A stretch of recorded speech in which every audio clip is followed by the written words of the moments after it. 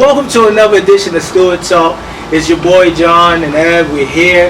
I have a couple of my G5, G6 men around me today, man. We just wanted to do a little father edition of, about just fatherhood, just the father edition, to being a great father, to learning how to be a father. Any questions that you guys may have on social media, please type it in. Today we actually got help. We should have a couple of people helping us in the background, so hopefully we can get to those questions.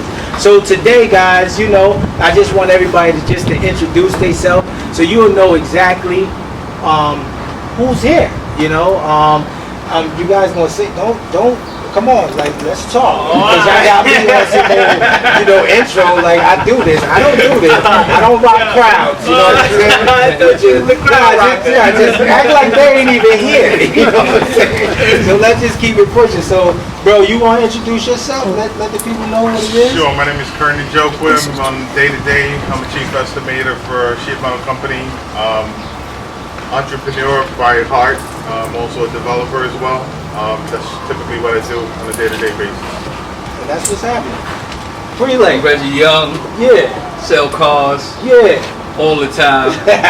Every time. Anytime. You call me, I got you. You don't never have to walk. You can always drive. That was a good commercial. And it's me, your boy John. You know what I do, man. I sell air conditioning, Used to sell a lot of other things before we got creative with the AC. So we just took the AC game and we flipped it. And now that's what we do. I can make you cold, I can make you hot. But just always know that I got you. What's going on, everybody? It's Anthony. I do real estate. I have a car service company as well. You can basically say I'm your networker. I get you to where you need to be, and that's it. You clean homes? I clean homes. I get somebody to clean your home. You just call me. I get it done. Don't worry. That's what's up. What's up, people? My name is Ron. You know you gotta talk up, baby. What's up, people? Yeah, Mike.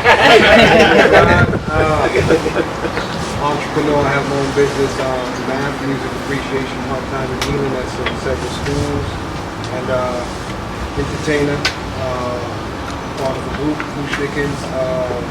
I'm just here to just share wealth and knowledge with you people. But what's your name? Rod. Well, your Fushnick'em name. Chip Fush. All right, let the people know. Yeah. That's what it is. Yeah. What's up, Uncle? How you doing? My name is Al. I'm an entrepreneur by heart. I have a medical transportation company. We transfer all 5 boroughs. If you need to get to and from your doctor's appointment, we're the people. Agnes Transportation. All right. That's my man. So basically, guys, I just got a couple of questions. We gonna run through them right quick because it's a little hot, man. We just chilling. After this, we gonna spark the grill and we gonna eat. So I just wanted to ask a question on today, especially with everything that's going on in the world today with the whole BLM and everything else that's going on. I believe that black fathers matter, and I believe that if we were taught the right way, that we really wouldn't have certain problems in communities the way that we do if fathers will take their rightful positions, you know what I mean? So it's not too late.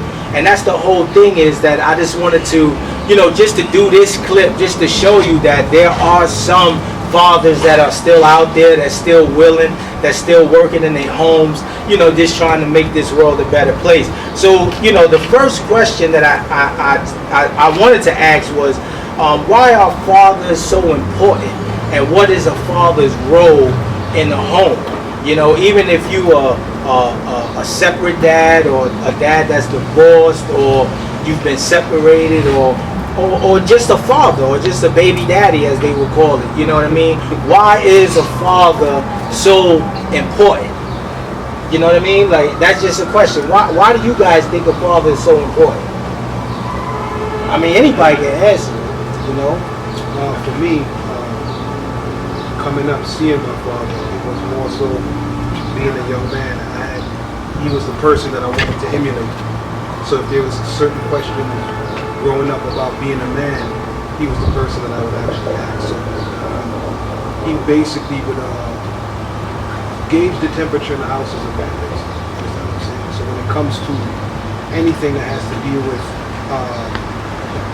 becoming a man, or certain particulars of how you treat a woman, or what's the role of a husband, and certain things, you could actually ask your father, depending on the type of person. They said they can't hear you, Rod. Depending on the type of person that he is, you can ask your father, and that should answer the question. For me, growing up in the household, I looked at my father, and I wanted to mimic everything that he did, and he was a role model for me. So coming up, when there were certain questions that had to deal with a man and what's the role of a man in a woman's life, I would always ask my father, and he would basically give me the answer. So, I mean, the importance of having a father in the household, as a young man, you actually get to see yourself in your parent.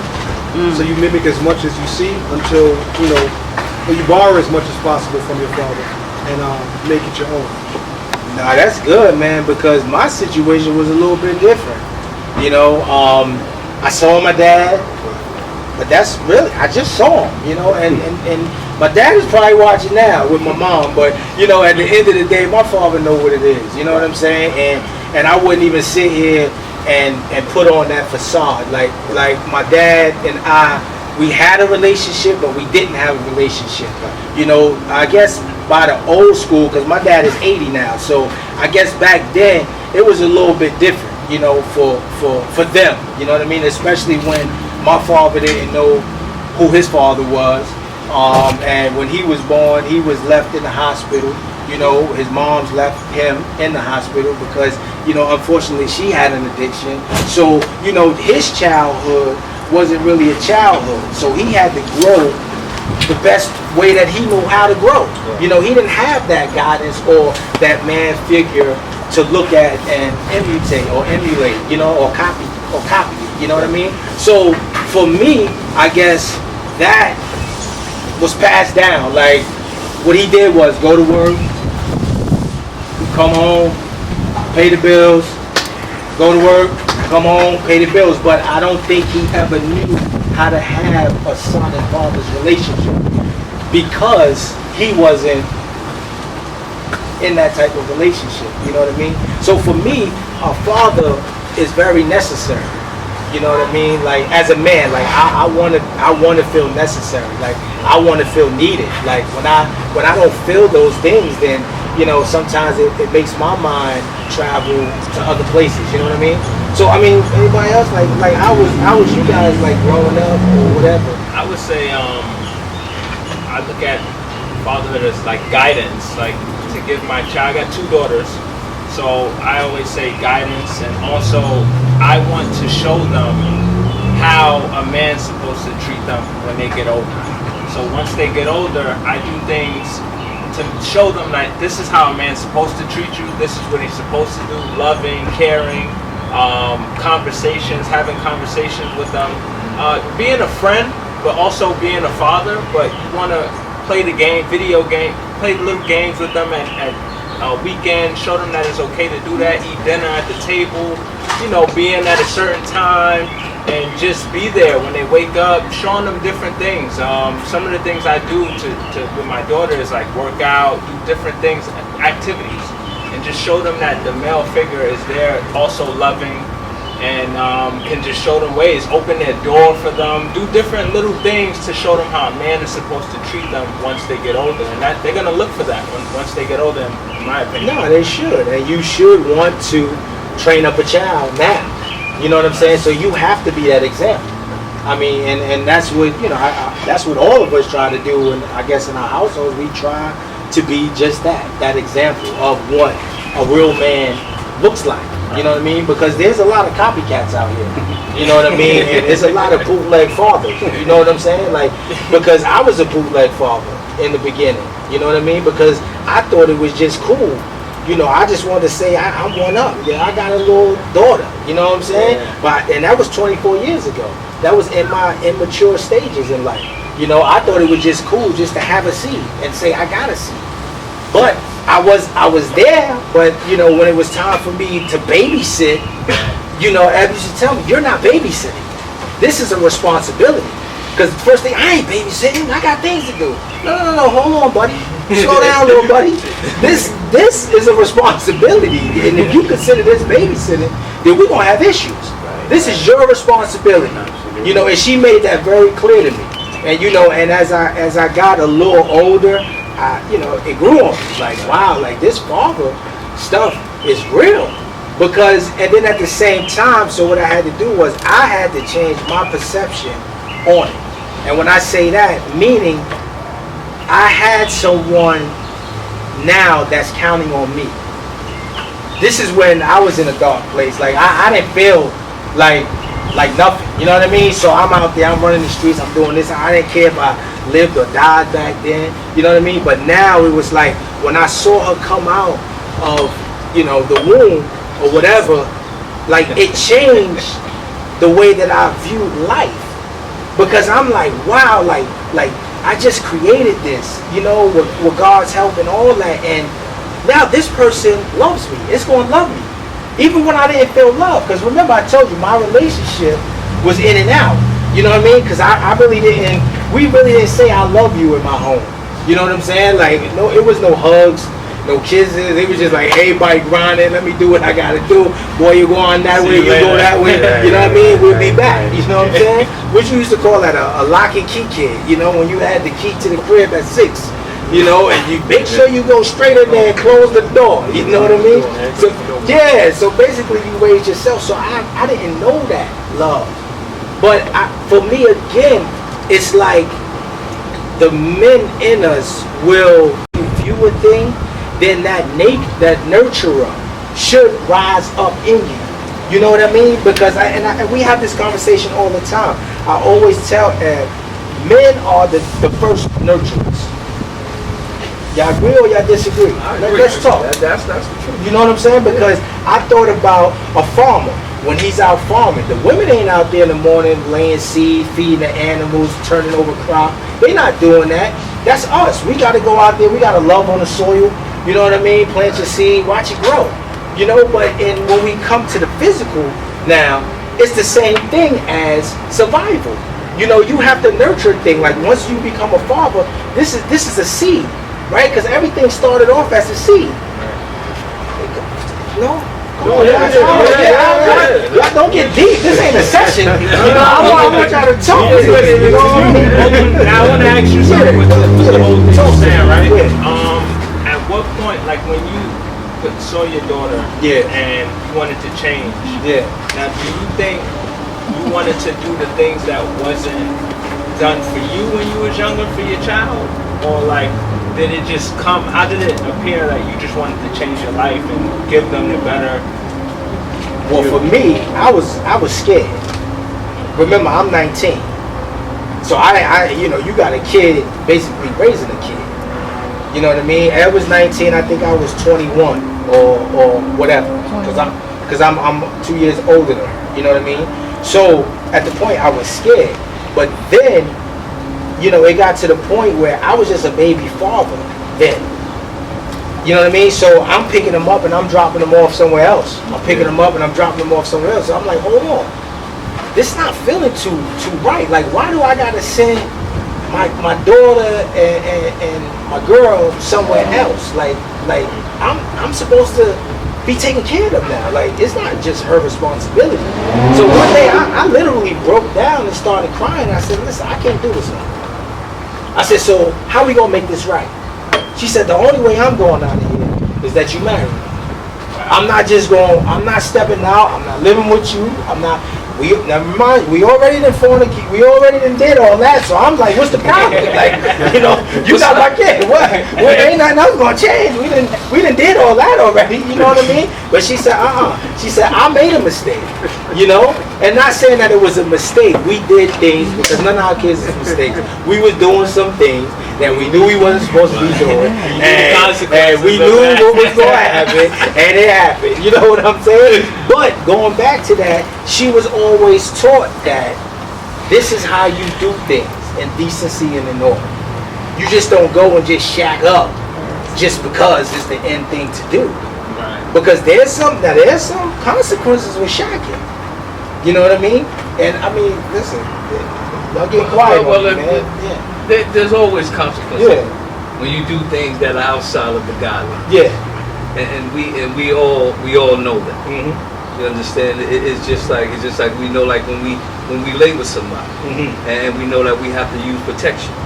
But sometimes we don't want to. But sometimes because of the heat of the moment, Yeah. you get caught up, and all of a sudden that All cover of a sudden. never gets covered, Mhm. and now you there thinking Wow. about what's going to happen. Yeah. Because now you wait. Mhm. You waiting patiently. You want to wait for that time of the month. You hope it do come, so then you can feel good. So you can probably go on to the next one, because that's how some men was raised back in the day. So when we get back to that point where Rob was talking about his dad, how he emulated his father, because his father was dead. He wanted to mimic him and to be like him. And John, you talked about you seen your father go and come, go and come, go and come. You know, it's just like me. My father was there too, but there were some things that were positive, and there were some things that was negative. That's right. That I couldn't mimic everything that he said. But one thing my father never did was he never left his family, no matter what he did. And my father got some bad checks, you know, as far as how he lived his life and the way that, you know, he did my mom's, but he never left us. So that one thing I learned from my father was you never leave your family. No matter what you go through, you got to make sure that your house is covered. You know, my father stepped out, but yet he made sure the bills was paid. He made sure we had food. He made sure everybody was okay. If there was a problem outside, believe me, my father stepped up to the plate, son, y'all better get it together, because we gonna rock, because this is what a family has to do. But then, you know, on his other life, he had some negative things that I did not pick up, that I didn't want to pick up, but it got in me. You understand? But I learned how to overcome it with maturity. So therefore, every father, as we grow up, they always have a part of grooming us. You know, they probably don't have the full picture, but the simple fact is all of us here together speaking and sharing now allows somebody to take those missing pieces like a puzzle and start to put things back together. Okay, this brother said one thing, I got one piece. This brother right here added another piece, so I got another piece. This brother added another, and I'm starting to see the puzzle now come together. Because the things that I thought was just the right way, because I only knew one way, I came to find out that something went wrong. You understand? And that's why we here to strengthen one another. But whereas there's no strength, there's no growth. If I can't learn from you and you can't learn from me, I'm sorry, but I gotta go to the Bible. If the blind lead the blind, you'll both fall into a ditch. And I ain't trying to die. I'm trying to live. Iron sharpens iron. I need your help just as much as you need mine. Yeah, no matter the age. So we're here today, and we're just trying to help.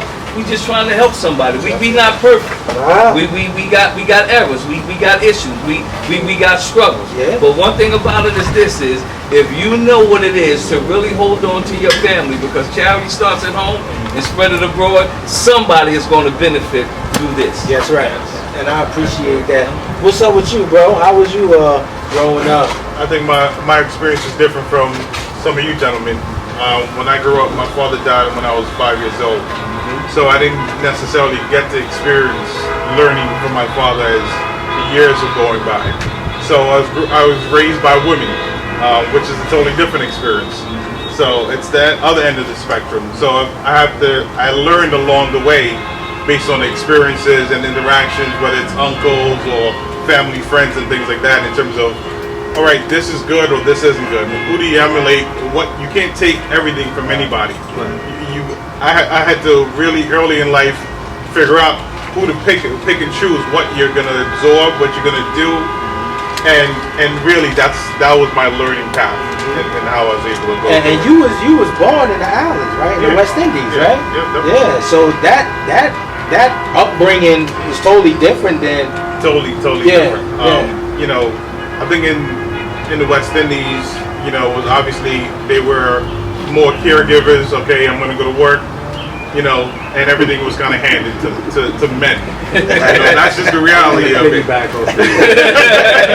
So coming from the West Indies, I knew I was going to myself, spark something, baby. right? So you are right. Like the West Indian household, is the man feels I go outside, I go to work, I give you a roof, that's it. It's king of the castle. Yeah, you're good.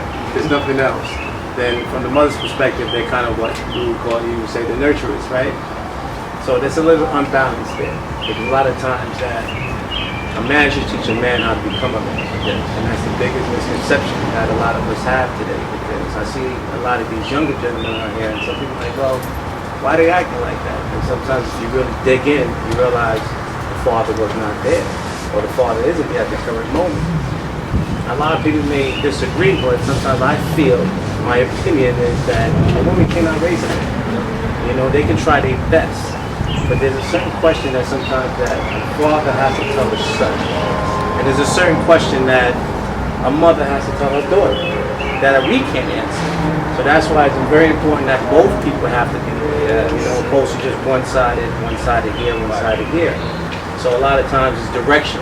Most importantly, we need direction to say, look, my father also died when I was 15. And I felt like that was the moment when I need you to show me how to really be a man. Like, I need you to... I'm 15 now. Yeah, I got hair growing. I need that question. Like, I like this girl. And, she didn't really give me the number. Like, what do I do? I'm not going to tell my mom that. Right? I got mouths in here. I don't want to talk about that. But sometimes when you have that conversation, son to father, there's a lot of these things that, at those moments they can teach you how to court a woman, how to treat a woman, a lot of these things. So, it plays a lot of parts though. So that's why I just want to piggyback on that. Yeah, no, that's good. Good. Yeah. Coming from a West Indian household, there's positive things and then there's negative things. Because not everything that you mimic, not everything I was trying to mimic from my dad was good. Yeah. Right? Because then you find out that the way in which he treated people, it was something that he learned because he didn't have a father in the house. Yeah. Right? So, as you were saying, everybody was talking about the man is the man of the house. The woman is there just to nurture.